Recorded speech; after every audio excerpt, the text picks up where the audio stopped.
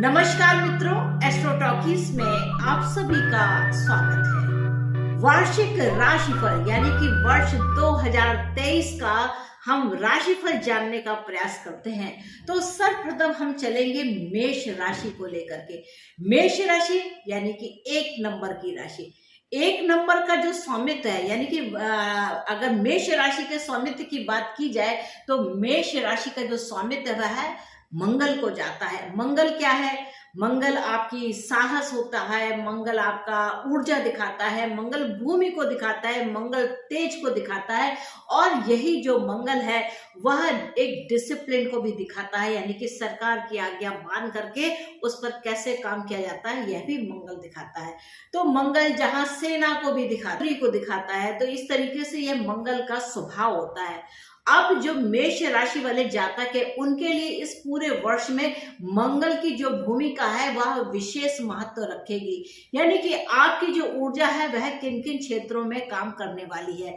तो देखिए, सबसे पहले जब एंट्री हो रही है यानी कि 1 जनवरी 2023 को जब मंगल देव यहाँ पर मेष राशि में है तो वह कहाँ पर स्थित है? तो मंगल देव वृषभ राशि में स्थित है और यह 13 जनवरी को अभी यह वक्रत्व में चल रहे हैं और फिर यह मार्गी हो जाएंगे। वक्रत्व का मतलब है पीछे की ओर चलना। तो पीछे जाकर के, पीछे मुड़ करके परिवार को लेकर के क्या काम करने हैं, यहाँ पे मंगल देव काम कर रहे हैं। तो ये जो मंगल देव की भूमिका है इस वर्ष में रहने वाली है, बहुत ही महत्वपूर्ण है।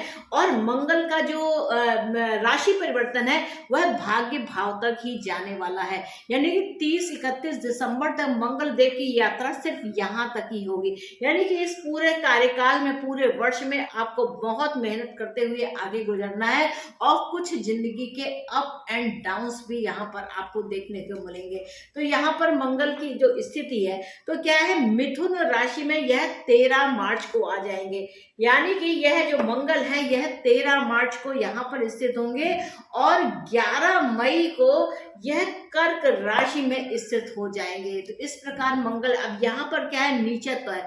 यह समय जो है वह माता के लिए बहुत ही ज्यादा एक कठिन समय होगा। तो यहाँ पर समझना है यह 11 मई का समय होगा। 11 मई से 3 जुलाई के मध्य में यह जो मंगल है यह कर्क राशि में होंगे। कर्क राशि में जो मंगल है यह नीच दोष को प्राप्त करते हैं और नीच दोष के कारण यहाँ पर मंगल अपना काम जो है वह सुचारू रूप से नहीं कर पाते हैं। अब माँ से कैसे क्रोध दिखाएंगे, माँ से कैसे हम साहस दिखाएंगे, तो इस प्रकार का यहाँ पर काम होता है। इसके बाद जो यही मंगल है यह सिंह राशि में चले जाएंगे 3 जुलाई के समय पर। तो यहाँ पर मंगल को बिल्कुल एक जो इनकी इच्छा शक्ति है वह थोड़ी मजबूत होगी और अपनी इच्छाओं के अनुसार यह कार्य कर सकेंगे। इसके साथ ही साथ ये जो मंगल है यह 20 अगस्त से कन्या राशि में प्रवेश कर जाएंगे और 20 अगस्त के बाद से लेकर के 20 अक्टूबर तक यह तुला राशि में रह करके आपकी लगन को देखेंगे। तो ये एक महत्वपूर्ण समय होगा। ऐसे समय में अगर आप विवाह के विषय में सोचते हैं तो यह समय आपके लिए बहुत ही ज्यादा कहा जाए लाभकारी होगा।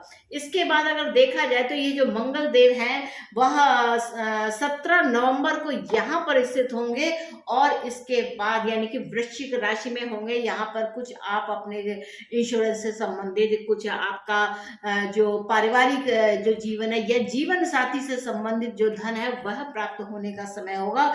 और 29 दिसंबर से जो मंगल देव है वह यहाँ पर स्थित हो जाएंगे। तो मंगल का जब 2024 में जब समय आएगा तब मंगल को यहाँ पर उच्चता प्राप्त करते हुए आगे बढ़ेंगे। तो ये बात मान के चलिए कि आपको अगले साल की तैयारी करनी है इस पूरे वर्ष में। तो जो आपका साहस है वह इस प्रकार से काम करता हुआ चलेगा। इसके अलावा जो महत्वपूर्ण परिवर्तन है वह क्या है, शनि का राशि परिवर्तन है, साथ साथ में गुरु का राशि परिवर्तन है और राहु केतु का भी राशि परिवर्तन है। तो यहाँ पे जो गुरुदेव है वह अप्रैल मास में राशि परिवर्तन करके यानी कि मीन राशि को छोड़ करके मेष राशि में स्थापित हो जाएंगे। वही जो शनि देव महाराज है वह मकर राशि को छोड़ करके, यानी कि इस 17-18 जनवरी से लेकर के यह अपना राशि परिवर्तन करेंगे और यह कुंभ राशि में चले जाएंगे। तो कुंभ राशि यानी कि आपके करियर में निश्चित तौर से कोई ना कोई एक बहुत ही बड़ा यहाँ पर बदलाव है।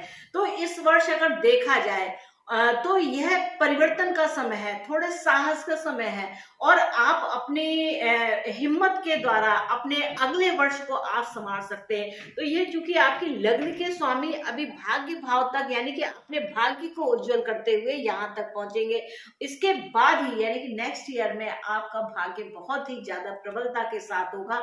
आपकी जो पारिवारिक प्रतिष्ठा है वह बहुत ही ज्यादा बढ़ जाएगी। तो इस वर्ष अगर देखा जाए तो क्या है कि जो मेष राशि वाले जातक हैं उनको कैरियर के मामले में बहुत ही बेहतरीन परिणाम मिलेंगे, क्योंकि दसम भाव का जो स्वामी है वह शनि है और शनि लाभ भाव में जा रहा है, कुंभ राशि में जा रहा है। तो कोई ना कोई एक बहुत ही बड़े एक प्रमोशन कहिए, और वह जो प्रमोशन है वह स्थायी होगा। तो इस प्रकार यह तरक्की हो रही है। खास बात यह है कि इस समय पर अगर आप नए क्षेत्रों में निवेश करने का सोच रहे हैं तो यह जो वर्ष है वह आपके लिए लाभकारी सिद्ध होगा। व्यवसाय के संबंध में भी कहा जाए तो नए विचारों से आपके अंदर रुचि होगी, क्योंकि जब मंगल 7वें भाव में आएंगे तब आपकी जो रुचि है कि मुझे कुछ बिजनेस कर लेना चाहिए, इस तरीके का भाव होगा। ये जो मैंने समय बताया था, जिस समय यह तुला राशि पे आएंगे उस समय पे ये बिजनेस के आपके पॉइंट्स निकल के आएंगे। और नौकरी में पदोन्नति के बहुत ज्यादा प्रबल योग हैं, और देव गुरु बृहस्पति भी अप्रैल से आपकी लगन के ऊपर प्रभाव अपना छोड़ेंगे। तो बृहस्पति का प्रभाव क्या होगा कि यह पंचम दृष्टि आपकी इच्छा शक्ति पर डालेंगे, साथ साथ भाग्य बल की भी वृद्धि करेंगे। पिता से आपको यहाँ पर सहयोग मिलेगा और आपके जो पारिवारिक रिश्ते हैं वह भी बहुत ही सुंदर होंगे।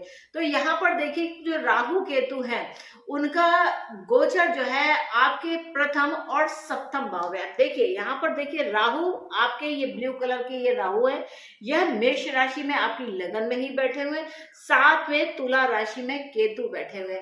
तो यहाँ पर पारिवारिक जीवन में थोड़ी बहुत प्रॉब्लम्स भी आ सकती है, जीवन साथी के साथ कुछ मतभेद हो सकता है, लेकिन यह सब टेम्परेरी है, इस बात को बिल्कुल समझ के रखिएगा। आपका विश्वास में कुछ गलत फहमी हो सकती है, इसलिए अपने जीवन साथी पे कुछ विश्वास में रखें। और वर्ष के शुरुआत से लेकर के अप्रैल तक यह छोटी मोटी थोड़ी सी दिक्कत हो सकती है, लेकिन जैसे ही गुरुदेव बृहस्पति आपकी राशि में प्रवेश करेंगे आप देखेंगे कि आपके जीवन में एक अलग बदलाव आया है, क्योंकि ये अप्रैल मास में जैसे ही गुरुदेव यहाँ आएंगे आपके जीवन में एक नई उज्जवल प्रकाश की रेखा आएगी, और प्रकाश पुंज से आपका जीवन जो है वह बिल्कुल प्रकाशवान हो जाएगा। तो इस प्रकार का यहाँ पर देखा जाए, पर स्वास्थ्य की दृष्टि से अगर देखते हैं तो यह जो वर्ष की शुरुआत है वह कुछ तो थोड़ी अच्छी नहीं रहेगी, क्योंकि ऑलरेडी यहाँ पर राहु होंगे। वह राहु आपको एक अलग ही प्रकार का आपको मानसिक रूप से एक परेशानी दे सकते हैं, लेकिन जब बृहस्पति का आना होगा तो उस समय से आपके जो परेशानियां हैं वह थोड़ी कुछ कम हो जाएंगी, और आपका जो स्वास्थ्य है वह थोड़ा बेहतर स्थिति में हो जाएगा। आपको सलाह क्या दी जाती है कि आप हनुमान जी का आप कोई भी चाहे चालीसा पढ़े, चाहे बजरंग बाण पढ़े, या आप जिस तरीके से भी आप मंगल देव की पूजा करना चाहते हैं वह आप करें, साथ में गुरुदेव का भी ध्यान रखें। यहाँ पर आपको भोजन के संबंध में भी आपको यहाँ पर थोड़ी सी आपको ध्यान रखना होगा। आप थोड़ा सा योग करते हैं, व्यायाम करते हैं, तो आपकी जो ये दिनचर्या है, जो उलट पुलट भरी जो जिंदगी है वह बदलाव लेगी, और उसके साथ आपको काफी आराम महसूस होगा, एक सकारात्मक ऊर्जा आपके अंदर प्रभावित होगी, क्योंकि यह गुरुदेव मंगल की राशि पर है तो कुछ अलग प्रभाव डालेंगे। तो जो कहा जाए तो कुल मिलाकर की यह जो जीवन है वह काफी हद तक सफल होगा, और स्वास्थ्य जो है आपका उत्तम रहेगा। आर्थिक स्थिति की अगर बात की जाए तो आर्थिक दृष्टिकोण से अप्रैल के बाद से शुभ परिणाम मिलेंगे। इस अवधि में आप आर्थिक जीवन में कोई अच्छा बदलाव पा सकते हैं, या इस दौरान में किसी तरीके का आर्थिक लाभ भी हो सकता है। शुरुआत से ही राहु आपकी राशि में होंगे, उस समय के लिए आपको थोड़ा बहुत संभल के चलना होगा। लेकिन अगर आप कोई साझेदारी करने में कुछ विचार कर रहे हैं तो पहले से आपको अच्छे से विचार विमर्श कर लेना चाहिए, इसके बाद ही आप करें, क्योंकि ये जो मंगल है वह यहाँ आएंगे और यहाँ पर ऑलरेडी केतु है। तो ये क्या है, एक आदमी का क्योंकि मंगल स्वयं एक दहन है और साथ में केतु है, तो यह थोड़ा थोड़ा आपकी साझेदारी में प्रॉब्लम क्रिएट करेंगे। परीक्षा प्रतियोगिता की अगर बात की जाए तो यहाँ पर क्या है, विद्यार्थियों के लिए यह जो वर्ष है वह शुरुआत में आपको थोड़ी मेहनत अधिक करनी पड़ेगी। साल के शुरुआत में कुछ मिले जुले परिणाम मिलेंगे, लेकिन जैसा कि ग्रह नक्षत्र हमेशा चलते रहते हैं और अपने आगे बढ़ते हुए यह कुछ ना कुछ एक परिवर्तन देते हैं। तो यहाँ पर जो शैक्षणिक जीवन है, जब मंगल यहाँ पर आ जाते हैं यानी सिंह राशि में आ जाते हैं, तो यहाँ पर आपको एक अलग से प्रेरणा मिलती है और आप अपने काम को उच्चतम शिखर पर ले जा करके अपने शिक्षा के स्तर को बढ़ाते हैं। तो यहाँ पर देखिए, अगर आप मेहनत करते हैं तो यहाँ पर आपको निश्चित तौर से बहुत अच्छे परिणाम मिलने वाले हैं। जिस समय जुलाई से नवंबर तक के का जो विशेष समय होगा वह विशेष मेहनत कराएगा, साथ में शिक्षा में भी विशेष प्रकार की उन्नति भी देगा। अब यहाँ पर क्या है, एक उपाय की अगर बात की जाए तो आप प्रत्येक मंगलवार को जैसी आपकी इच्छा हो, आप हनुमान जी का किसी भी तरीके से यहाँ पर आप पूजन कीजिए। आप व्रत रह सकते हैं तो ये और भी उत्तम होगा। व्रत करने से एक नियम और संयम आता है।